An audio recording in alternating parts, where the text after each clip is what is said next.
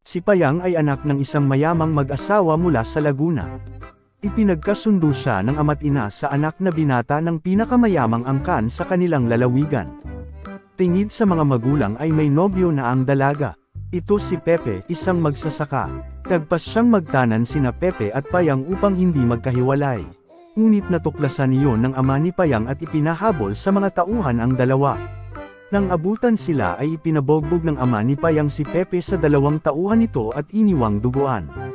Si Payang naman ay sapilitang iniuwi sa kanilang bahay at ikinulong sa sariling silid.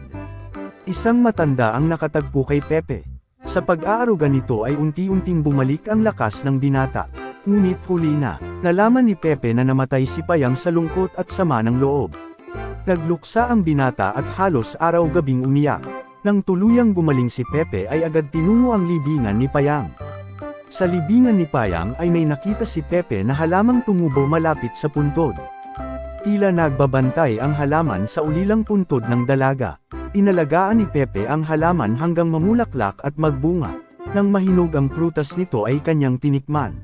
Nasarapan siya sa lasa nito. Naalala ni Pepe ang nobyang si Payang dahil sa punong iyon.